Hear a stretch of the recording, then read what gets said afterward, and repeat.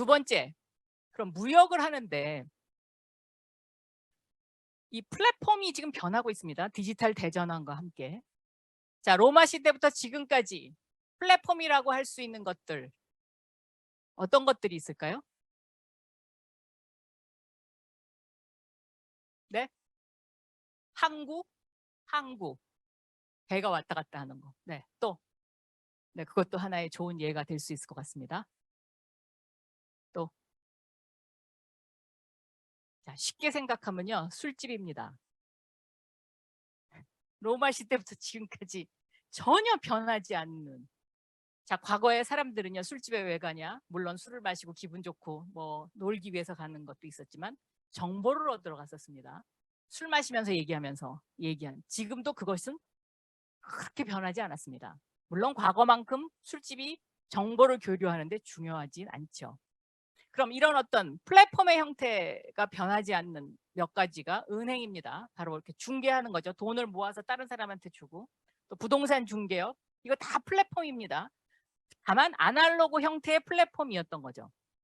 그런데 이 아날로그 형태의 플랫폼이 디지털 대전환 시대를 맞아서 이제 완전히 바뀌고 있어요. 유통 플랫폼, 정보 플랫폼, 여러 가지 모든 것이 다 플랫폼을 통해서 이제 이루어지는 세상이 됐어요. 과거의 아날로그 시대에는요, 큰 것은 영원히 죽지 않는다. 그래서 재벌 독점 시대, 이것이 문제였는데 이제는 플랫폼 독점 시대로 바뀌고 있습니다. 제가 이 재벌 독점을 막기 위해서 금산분리법이라는 것을 국회의원 시절에 통과시켰었고요. 지금 바로 이 플랫폼 독점 시대를 막기 위해서 국회에서 이런저런 법들이 아직 통과는 안 됐습니다만은 계속되고 있습니다. 카카오, 네이버, 이거 전부 독점입니다. 미국 같으면은 안 됩니다. 미국은 시장의 절반 이상을 차지하게 되면 그때부터 정부가 개입하기 시작합니다. 근데 우리나라는 아직까지 여기까지 가지 못하고 있습니다. 그래서 작은 것들이 살아남기가 굉장히 힘든 세상입니다. 그런데 작은 것들이 살아남아야, 그래야 지속 가능한 발전이 있을 수 있습니다. 큰 것들만 살아남으면 작은 것들은 그냥 다람쥐 쳇바퀴 도는 그런 상황이 계속 반복되기 때문에 창조라는 것이 일어나지 않기 때문에 더욱더 그렇습니다. 그래서 이 플랫폼 독점 시대를 디지털 대전환과 함께 어떻게 막고 작은 것들을 살아갈 수 있도록 하느냐, 이것도 우리의 과제이고 여러분의 과제입니다. 사회적 합의를 잘 이끌어내야 됩니다. 과거 영국처럼 붉은 깃발법을 만들어서 자동차가 마차보다 빨리 목하게 하는 법, 이런 거 절대로 하면 안 됩니다. 그런데 그런 거를 절대로 하지 않으면서 마차를 몰던 마부들의 생계를 유지시켜주는 것, 그것이 정부가 하는 역할이고요. 그거를 잘하는 정부가 유능한 정부인 것입니다. 강자만 살아남는 나라, 이거는 절대 행복한 나라가 될 수 없고 지속 가능한 나라가 될 수 없고 선진국으로 영원히 갈 수도 없습니다. 이것이 바로 여러분의 숙제입니다. 그래서 이 플랫폼 독점 시대를 막기 위해서 프로토콜 경제라는 용어가 등장했습니다. 자, 프로토콜, 규칙을 만드는 거죠. 자, 프로토콜을 만든다, 이런 얘기 하잖아요. 규칙을 만들어서 서로 조금씩 양보해서 우리 좀 어떻게 잘 살아보자. 과거에 재벌 독점 시대에 협동조합이라는 것이 만들어졌죠. 그리고 사회적 협동조합이 만들어진 이유가 바로 작은 것들을 살아남기 위해서인데, 이 프로토콜 경제를 그러면 살리기 위해서 지금 다오 시대가 도래하고 있습니다. 다오라는 용어 아시죠? 생소하세요 아직? 다오, 디지털 오토노머스 오르가니제이션의 약자입니다. 그러니까 굳이 이것을 번역한다면 디지털 협동조합이라고 할까요? 근데 이미 여러분 주변에 이 다오가 여러분 곁에 와 있습니다.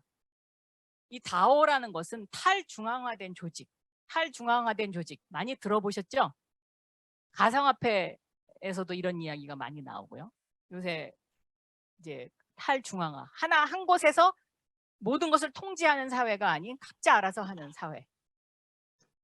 이 다오라는 어떤 이것은 미국에서 예를 들면 옐로우스톤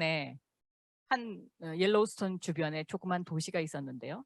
거기가 다오라는 이것을 합법화시키는 것을 처음으로 통과시켰습니다. 다오라는 거를 하나의, 그러니까 뭐 예를 들면 LLC, 뭐 기업, 뭐 이제 이런 어떤 걸로 인정해 주는 걸로 통과를 시켰는데요. 미국에서도 이것이 하나의 기업으로서 인정되는 주가 있고 아직까지도 그렇지 않은 주가 있는데, 그 옐로우스톤 주변에 있는 그 도시의 캐치프레이즈가 뭐냐면, 그 도시는 정치도 다오 형태로 하고 있는데 시장이 없는 도시, 이것이 다오입니다.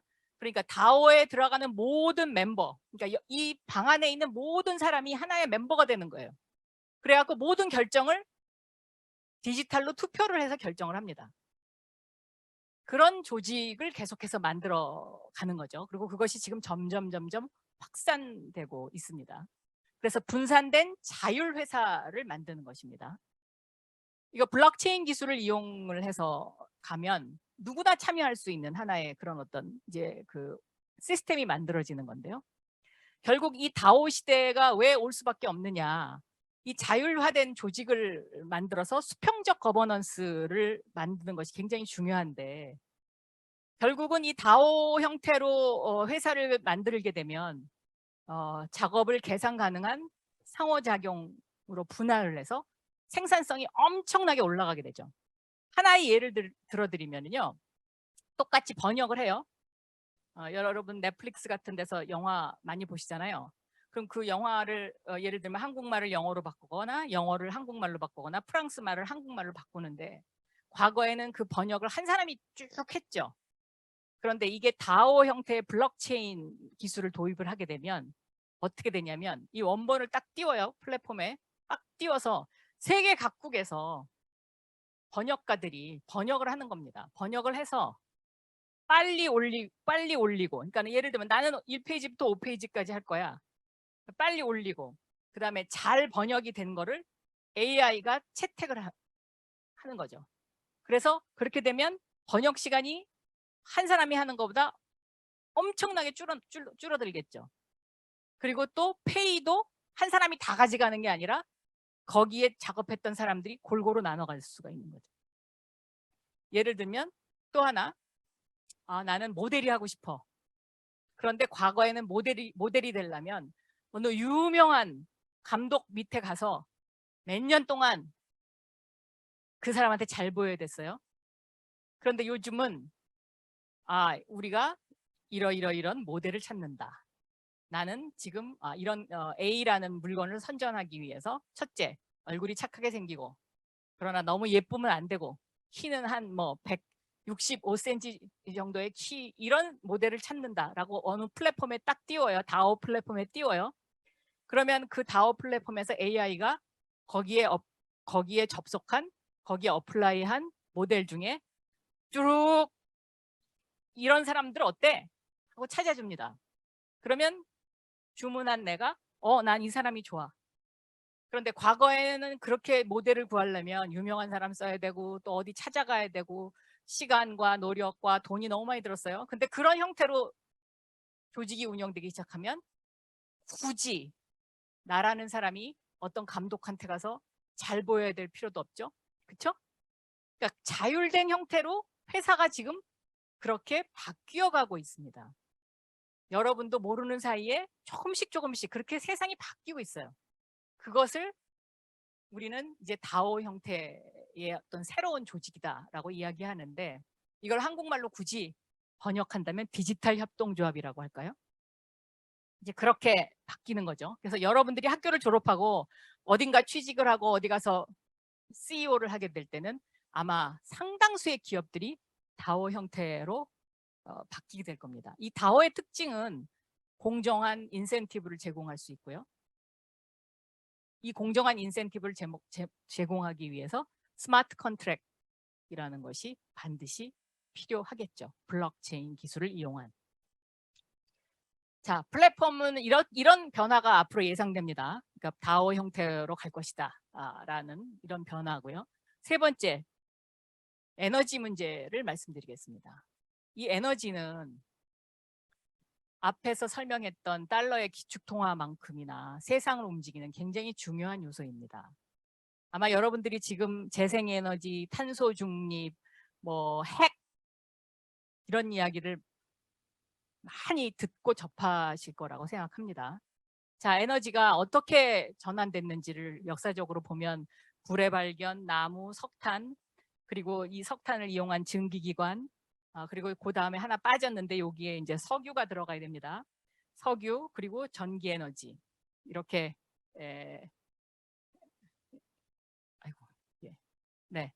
그래서 결국은 지금 디지털 대전환과 함께 모든 에너지가 전기 에너지로 가고 있습니다. 그러니까 전기 에너지를 얼마나 확보하느냐 이게 국가적 전략 목표가 돼야 됩니다. 지금 한전이 적자를 보고 있는데요. 이것도 그거와 무관하지 않습니다. 전기가 없어지면 아무것도 할 수 없잖아요. 컴퓨터도 뭐 아무것도 할 수 없습니다. 이제는 전기를 확보하는 것이 국가의 중요한 디지털 대전환의 중요한 전략적 요소 중에 하나입니다. 자, 1970년대 오일 쇼크가 있었다라고 말씀드렸는데 지난 6, 70년 동안 전 세계의 경제를 지배했던 것이 바로 오일입니다. 그래서 이걸 오일 이코노미라고 또 이야기하고요. 이 오일 이코노미는 미국의 달러 기축통화와 함께 미국이 주도해 왔습니다.